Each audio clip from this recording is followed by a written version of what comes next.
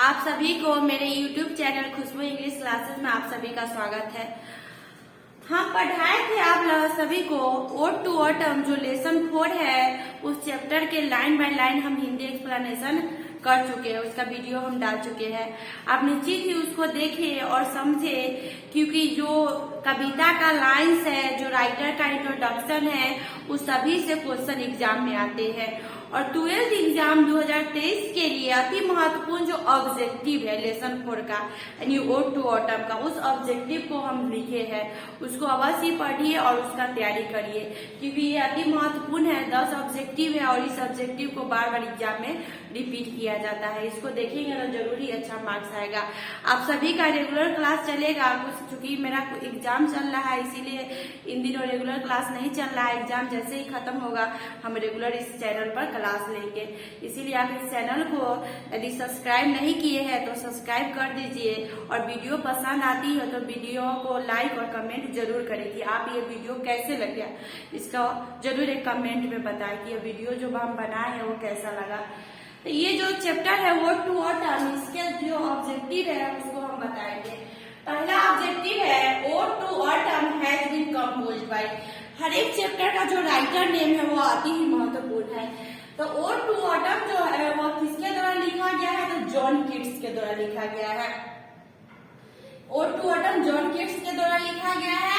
और ये जो जॉन कीट्स जो थे वो इंग्लैंड के रहने वाले थे, या ब्रिटेन कहिए या लंदन कहिए। तो जॉन कीट्स का जन्म लंदन में हुआ था, ये लंदन के रहने वाले थे। They died of tuberculosis at the age of 26। यानी मात्र 26 साल की उम्र में किनका मृत्यु हो जाता है? ट्यूबरकुलोसिस से, यानी टीबी जो बीमारी है उस बीमारी से मृत्यु हो जाता है। टीबी से मात्र 26 साल के 26 से ईयर्स के उम्र में, यानी जो 26 साल की उम्र में जॉन कीट्स का ट्यूबरकुलोसिस से मृत्यु हो जाता है।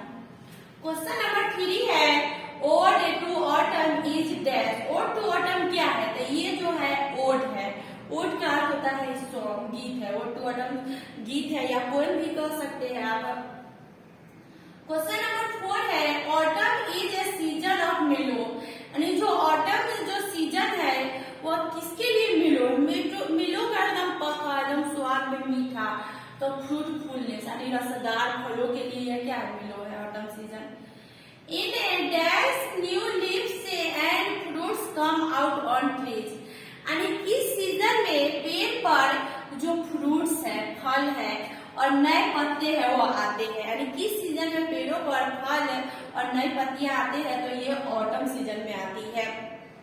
क्वेश्चन नंबर 6 है and the gathering swallows Twitter in the sky is taken from. और कविता का लाइन्स भी जो है ना एग्जाम में पूछता है। अब बस ही ज्यादा से ज्यादा ऑब्जेक्टिव में क्वेश्चन आप देखिएगा तो कविता का लाइन्स ही रहता है। तो अब हर एक चैप्टर का हम कविता का लाइन बाय लाइन एक्सप्लेनेशन कर दिए हैं, आप उसको जरूर पढ़िए तो वहीं से भी तैयारी हो जाएगा, क्योंकि हम कुछ लिख भी दिए हैं। And the gathering swallows Twitter in the sky. यानी जो गैदरिंग मतलब जमा होकर, swallows का मतलब होता है अबाबिल पक्षी, वो क्या करते हैं? आकाश में ट्विटर करते हैं। ट्विटर का मतलब होता है चहचहाना। ये जो लाइन है वो किससे लिया गया है? तो ये जो लाइन है ओड टू ऑटम से लिया गया है। And the gathering swallows Twitter in the sky. यानी जो पक्षियां है, अबाबिल पक्षी है, वो आकाश में चहचहाती है। यह जो लाइन है ओड टू ऑटम से लिया गया है। क्वेश्चन नंबर 7 है लमिया इंडिवियन एंड हाइपरियन आर रिलेटेड। अति महत्वपूर्ण क्वेश्चन है, कितना भी एग्जाम में इसको पूछा गया है। लमिया इंडिवियन एंड हाइपरियन जो है वो किसके द्वारा लिखा गया है? तो ये जॉन कीट्स के द्वारा लिखा गया है। क्या हो गया? लमिया इंडिवियन एंड हाइपरियन जो है वो जॉन कीट्स के द्वारा लिखा गया है। क्वेश्चन नंबर 8 है dash was a great lover of nature या रोमांटिक पोएट। यानी प्रकृति के लवर या रोमांटिक कवि किसके कहा जाता है? तो जॉन कीट्स को कहा जाता है।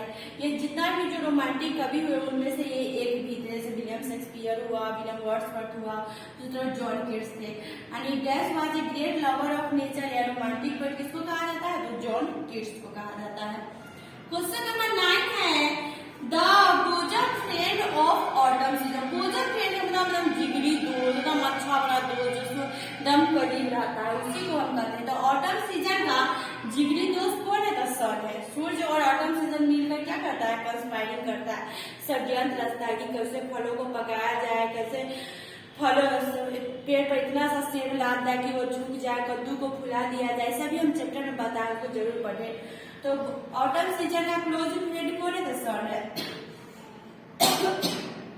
क्वेश्चन नंबर 10 है, thou watchest the last oozings hours by hours, यानी घंटों तक, लास्ट ओजिंग का मतलब हम आखिरी बूंद तक देखते रहती है। तो कौन? ऑटम। यह जो लाइन है वो किससे लिया गया? इज फ्रॉम या टेकन फ्रॉम, यानी यह जो लाइन है वो टू ऑटम से लिया गया है। thou watchest the last oozing hours by hours, ये जो लाइन है वो टू ऑटम से लिया गया है। 18 जो है ऑब्जेक्टिव है वो मोस्ट इम्पोर्टेंट है, इसको जरूर पढ़े। इसको पढ़िएगा तो निश्चित ही एग्जाम में पीछे हम 3 चैप्टर का वीडियो बना दी है, उसको जरूर देखें। और ये भी क्या है, महत्वपूर्ण है। अगला चैप्टर हम फिर पढ़ाएंगे, इसीलिए आप अगर 12th में है और एग्जाम की तैयारी कर रहे हैं तो जरूर मेरे चैनल से जुड़े। Thank you for watching.